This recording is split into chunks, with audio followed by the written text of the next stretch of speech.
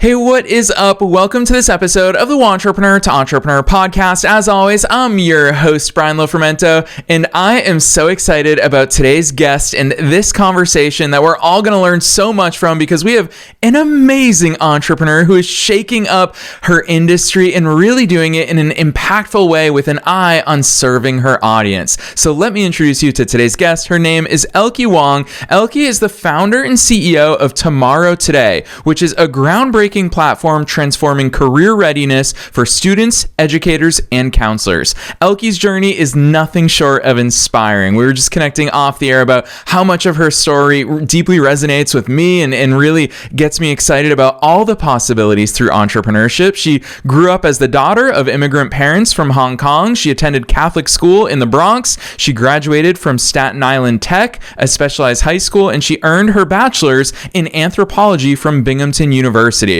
While she originally planned to become a doctor, life had other plans, leading her into the dynamic world of entrepreneurship and technology. Elke is a seasoned entrepreneur and business leader with an impressive track record. You guys are going to love learning from her. She has so many experiences. She co-founded Industry Brains, which is an ad tech platform, and Madison Logic, which is a leading B2B marketing technology company. Her career spans industries like programmatic advertising, industrial manufacturing, retail, and education, all with a focus on customer success and operational excellence. And what I really love, what we're definitely going to dig into very early on in our conversation, is that inspired by her own career pivots, Elke founded TomorrowToday to address a critical need in education, helping students connect their everyday activities like coursework and extracurriculars to real-world skills and career opportunities. TomorrowToday empowers students to take ownership of their futures while providing educators with tools to amplify their impact. There's so much goodness that we're going to uncover, not only in what Elke does, but how she thinks about impact and doing work that's meaningful. So I'm not going to say anything else. I'm excited about this one. Let's dive straight into my interview with Elke Wong.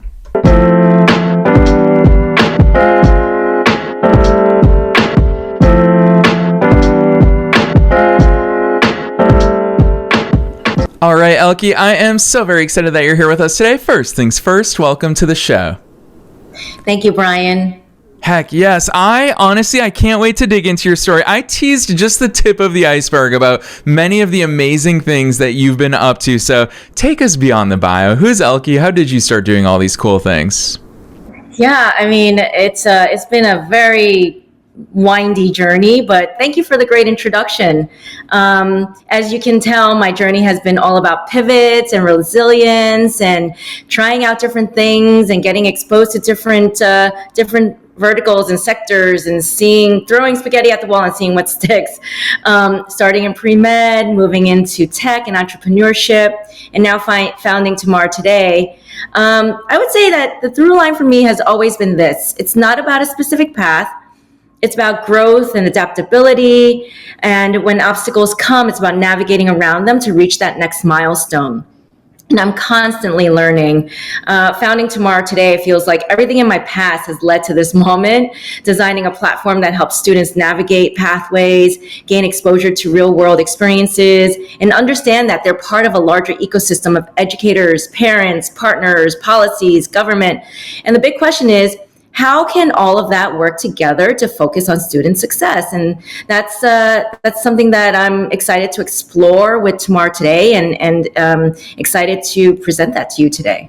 Yeah, I really appreciate that overview, Elke, because it's so clear to me that you've picked things up from every step in your journey, and you talk about all those twists and turns and pivots. And I've got to ask you this question up front because I love how mission focused you are. And I talk to so many entrepreneurs, of course, for a living. And I hear so frequently how many people feel paralyzed by their many ideas and feel paralyzed by the fact that their career has gone in a certain direction and it's taken certain twists. And they almost feel like they have so many options that they don't know what to hone in on when it comes to actually starting a business. You clearly have taken your skills, you've clearly taken your mission, your passion, you've clearly taken all of that to found TomorrowToday. Talk to us about how it's that direction that you said, hey, with all the amazing and successful things I've done, this is what this next step looks like. Yeah, so it's a big, wide swath coming from, ad tech and marketing tech, all the way to ed tech. But I just feel like I've always been surrounded by educators. I also had, I was hired by a large charter school network to think about student retention. And there, I kind of discovered the problems and the challenges that I'm trying to fix right now. And that is having disparate data all over the place, people making decisions in a silo, and they're not really focusing on the student themselves, which are the ultimate stakeholders. And I felt like I was just running around gathering information and not really having a specific plan of action because it was so complex and so wide being in a school network. I decided that I wanted to build something that would help solve that operational efficiency problem. The operational efficiency has always been in the back of my repertoire. That's how I think about running a business. That's how I think about running teams, helping our customers. If you're not able to work smarter and not harder, then how are you succeeding, right? And so fast forward, it's really funny. You asked me about how I honed in on my idea. All of the things, yes, kind of led up to what I've done, and all my expertise and my ideas. But there was one day where I was having coffee with one of my good friends who's an internship coordinator at a New York City public high school.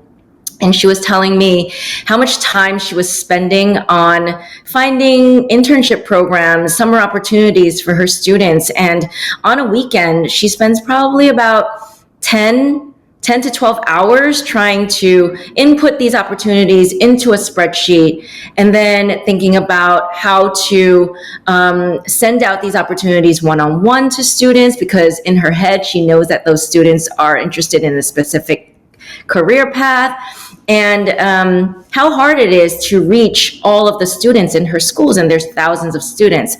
So I kind of put two and two together, thinking about the operational inefficiencies that I had experienced in the school network, my customer success background, operational efficiency as the backdrop, and then this specific problem that my friend was facing. I said, I think I can build a platform for that. So that's how I kind of honed in on my idea. Yeah, I love that. I want to talk about the platform because I think something that's so special about your company is that really human element, these human considerations. Look at you, even talking about the beginning of you building this platform starts with a very personal story. And I really appreciate those insights. But then when you combine that with the power of technology, with the power of accessibility of technology, I think that often when we have these conversations about tech, we forget about now, and you and I both come from immigrant families. That's so important. I found out in hindsight how many things I didn't even know about. My mom came to this country without speaking a word of English, and so how many things she wasn't even aware of for us to take advantage of and to explore as students. And I think that having technology bring these solutions to so many more people, it's such an important aspect of that. So I'd love for you to talk to us about what that platform looks like, because I think about, and actually I saw somewhere that you articulated it, counselors are spending 20 plus hours a week managing this for an average of 500 students. Elkie, that's not sustainable for anybody. So walk us through the tech and how you're plugging that gap.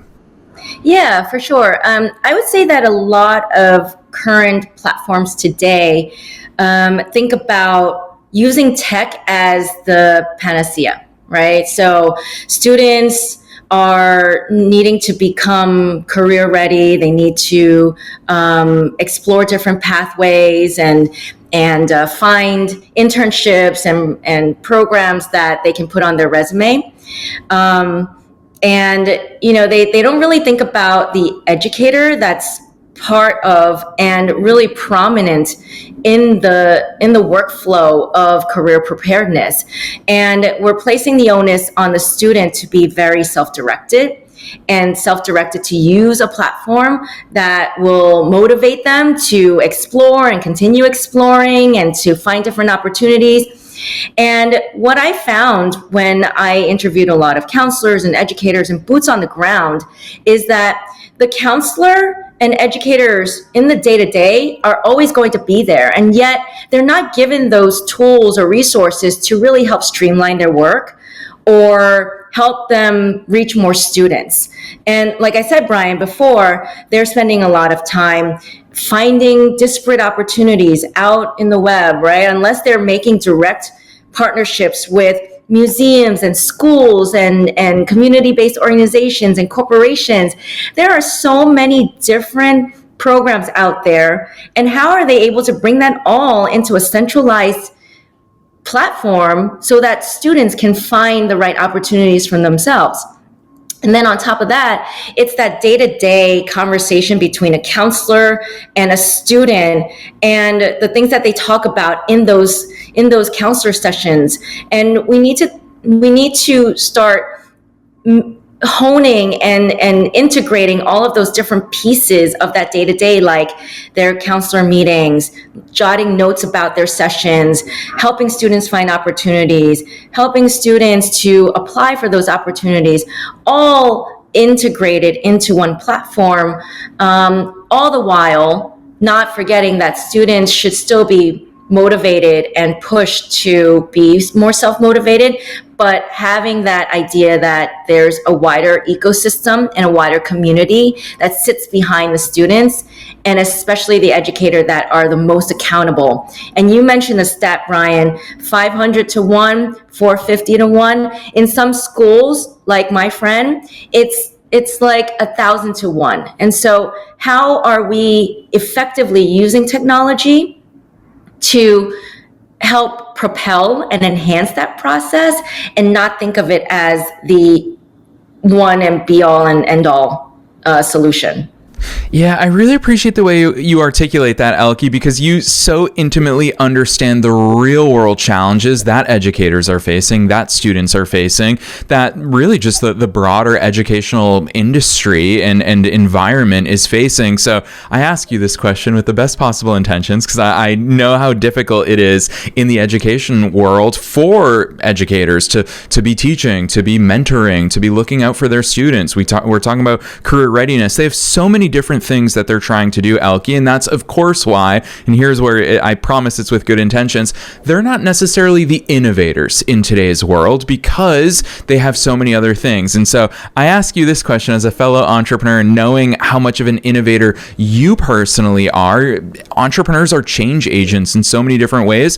What's that been like in the ed tech world, walking into that space as an innovator, but also understanding how traditional a lot of educational institutions are? How are you playing that balancing act? Because I would imagine that you are bumping up against slower moving institutions there. You're right, Brian. And this is not dissimilar to other industries out there. You might have read in my bio that I also worked in the industrial manufacturing vertical at one of the more innovative companies that are thinking about how to streamline the work and enhance the capabilities of boots on the ground reliability specialists and factory workers that are watching over industrial machinery. So that company is called Augury.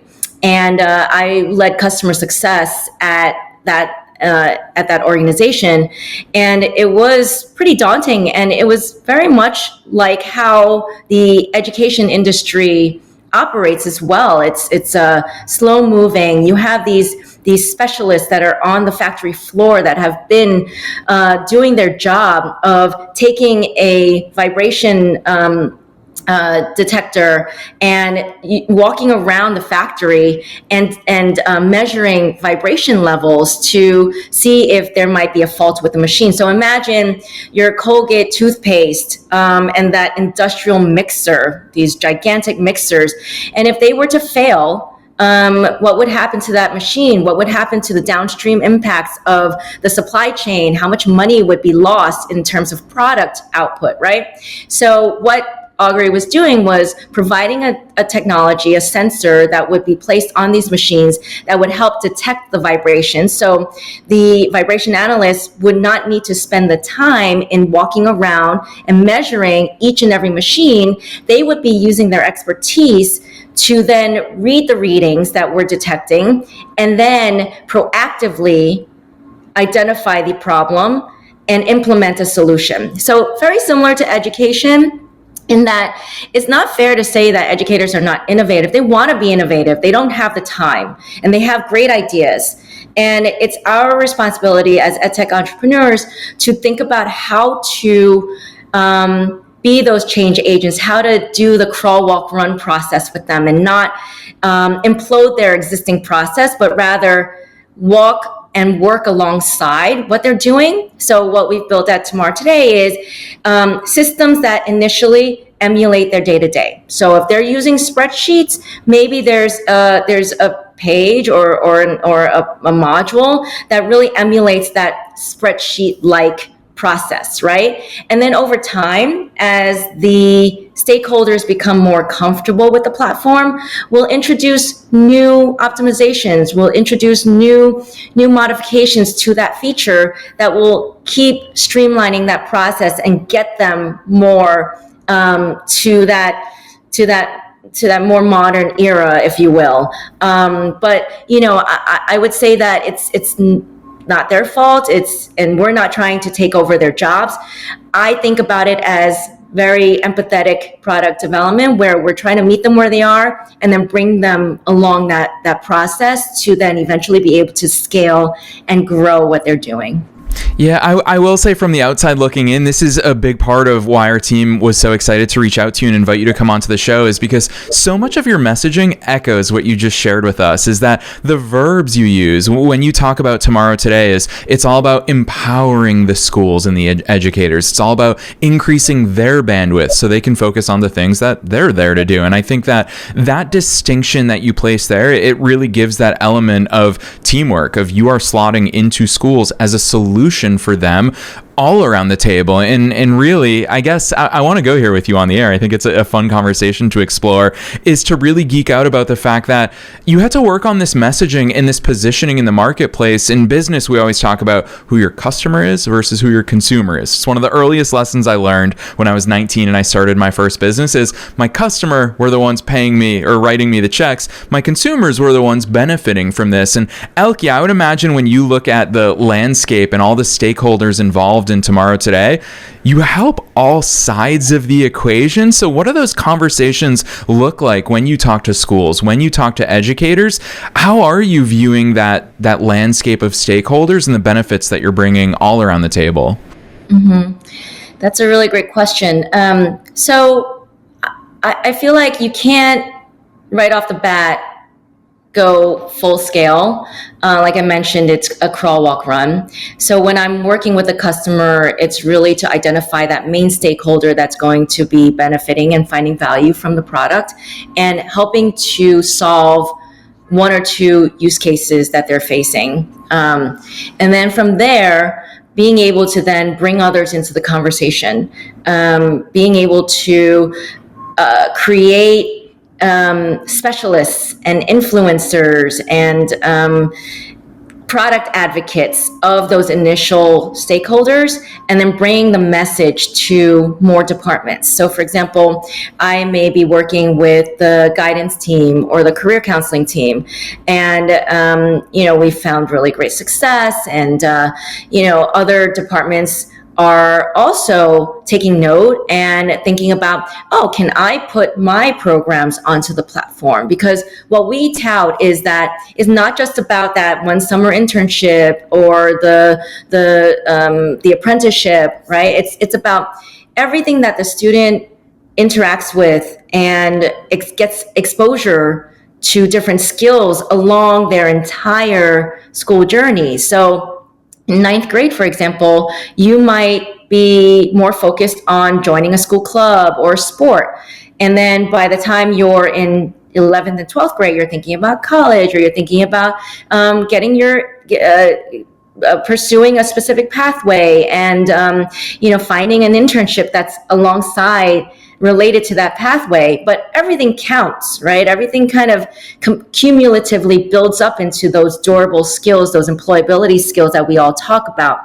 And so the example of working and starting off with a career team, then now expanding to the extracurriculars department, or the club leaders, or the STEM teacher that is also, taking students out to real world opportunities outside of the classroom. And so trying to get all of those different stakeholders to start using the platform in a more organic way. And I think that's how you start opening up the conversation about getting other stakeholders.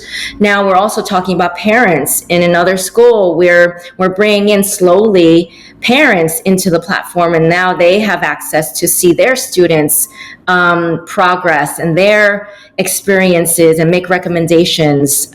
We also enable our partners to come in and create their account and submit their program. So slowly we're just bringing in different stakeholders in a very organic way, and it's just kind of humming together, I would say.